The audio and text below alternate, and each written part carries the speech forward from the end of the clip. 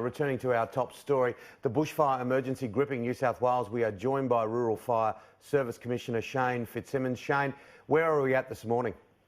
Yeah, good morning, Tim. We're down to 96 fires now, and 48 of those are not contained. We've still got 2,000 people out in the field and more than 100 aircraft being deployed.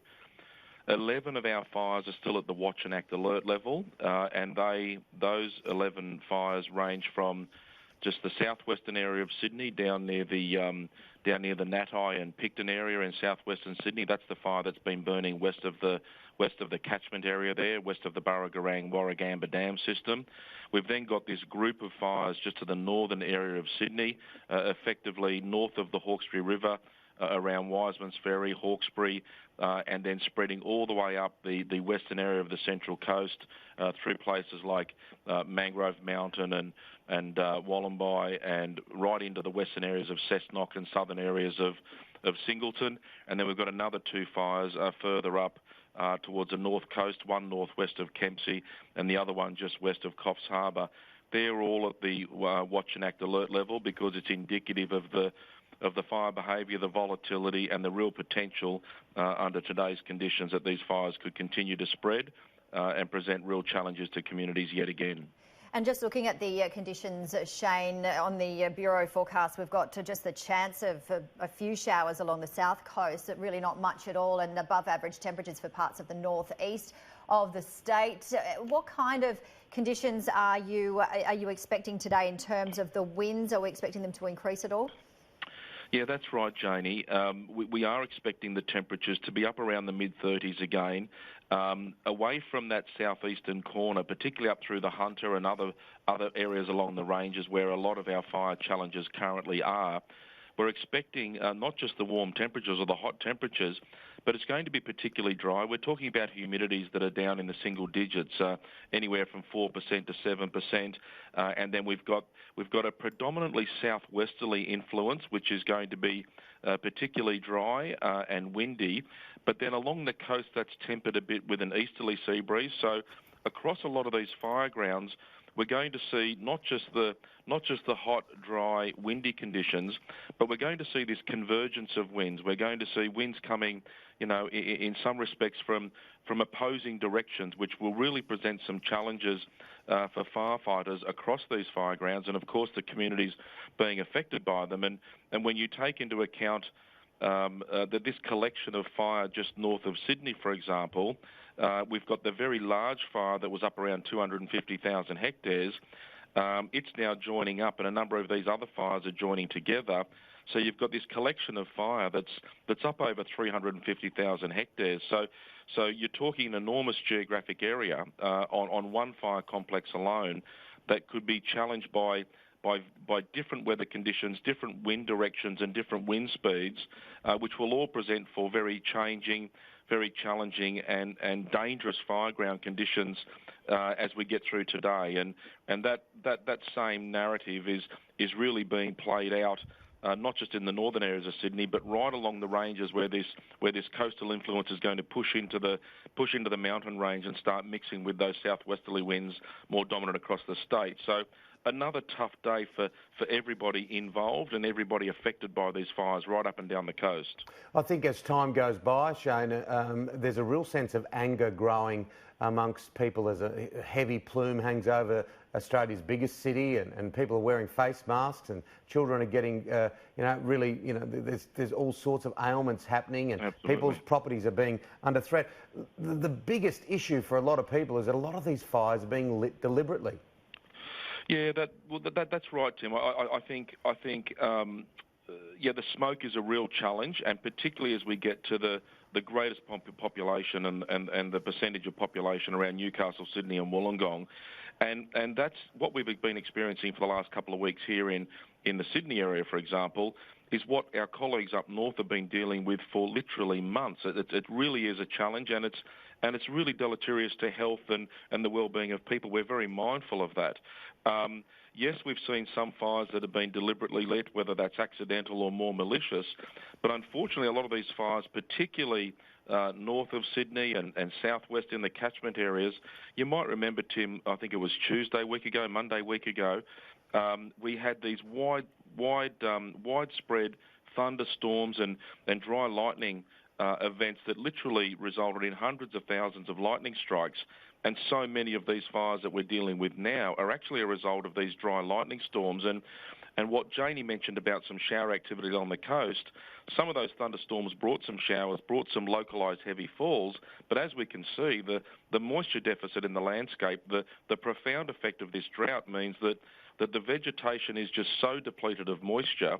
The fires are starting so easily, they're spreading very, very quickly, and they're proving extremely difficult to contain. The only good thing in the weather today, particularly for those heavily populated centres, is with a strong easterly coming in from the coast, or a persistent easterly coming in from the coast, hopefully a lot of that smoke and that smoke inundation around the Sydney, Newcastle and Wollongong areas will be pushed away a little bit and not settling down so much over the next couple of days. Yes, it's been relentless, as you mentioned. And getting back to the drought, I mean, close to 100% of New South Wales is drought declared. We've been hearing that already more than 2 million hectares has been burnt, and that's compared to 280,000 hectares lost in the entire season last year. We're only in, of course, the first week of summer. But yeah, in terms of the property damage, have we got an idea of how many properties have been damaged so far? Oh, the damage is extraordinary, Janie, and throughout this season, the season to date, we're talking about since the 1st of July, where our teams have been able to get in and assess the fire grounds. The toll is enormous. So we can't go past the fact that 6 lives have been lost as a result of these fires, and we've seen people found in their homes that have been burnt out, people in a vehicle that's been burnt out, someone trying to get to a water, it would seem, caught out on a fire trail. And of course, the lady that was badly burnt and treated by firefighters in the community, but sadly passed away in hospital. But the physical damage, the homes, the property, the community facilities, we're talking about across all these fires, just under 690 homes. Pardon me, we're talking about 688 homes that have been destroyed. But in that same area of burnt out area where those homes have been destroyed, more than 5,000 have been saved. But when you go into community facilities and outbuildings like sheds and machinery facilities, there's been another nearly 1,500 of those destroyed. But at the same time, another 5,000 that have been saved. So the damage that's been occasioned, the homes, the livelihoods, the businesses, the community infrastructure is an enormous toll. But what we've got to keep in mind is, and the emotional toll that's having not just on the people that have lost everything, but on the local crews that are out there trying to save and protect their local community. We need to keep reminding them that without their efforts, without them standing between those homes, those communities, those buildings, those people, and these enormous fire fronts, the losses would have been considerably greater if it wasn't for their extraordinary efforts in some of the most horrendous of conditions. Exactly. Look, your staff and the volunteers have done an amazing job. We've seen international support. We've seen help from interstate, and that is a national thing, because Queensland and other parts of Australia are facing some pretty grim situations themselves. Any bright news at all from your staff looking at the forecast going forward over the next couple of months? Tim, two things. You're 100% right. The national cohesion, the national support has been extraordinary. And I was only on a national teleconference last night with my colleagues right across the country, and our ability to help and support each other is a wonderful accolade for the Australian spirit and the professionalism and the dedication of the Fire and Emergency Services and all the states and territories that are working together in partnership with our Australasian colleagues in New Zealand. And just in New South Wales alone, we've benefited from more than 4,000 interstate and New Zealand colleagues over the last couple of months. It's the longest duration of interstate assistance we've ever received. And as you quite rightly mentioned, yesterday I welcomed another 20 personnel. They're coming in from Canada, and we've got another 20 arriving today that'll be deployed tomorrow from the United States. So historically, we've sent a lot of assistance over there as an Australian and New Zealand contingent, and it's wonderful to have that reciprocated today.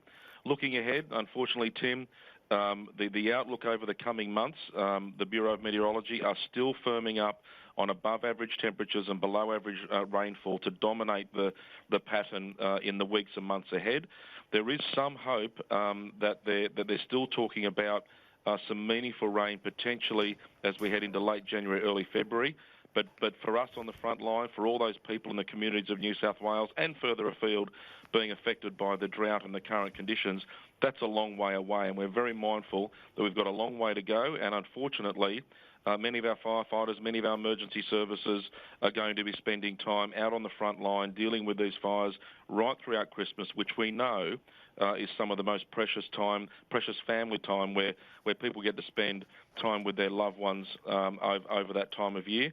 But unfortunately, there's going to be plenty an empty seat around the lunch table or the dinner table as all these men and women continue to do their very best to save and protect everybody. Yeah, they're doing a great remarkable job. Yeah, and just finally, you know, heat is the #1 killer for any natural disaster in Australia. Absolutely. And as you mentioned, we've got a very hot, dry summer ahead. Shane Fitzsimmons, always a pleasure, and thank you very much for your expertise and help this morning. We wish you all the best, you and your team. Thanks, Janie. Thanks, Tim.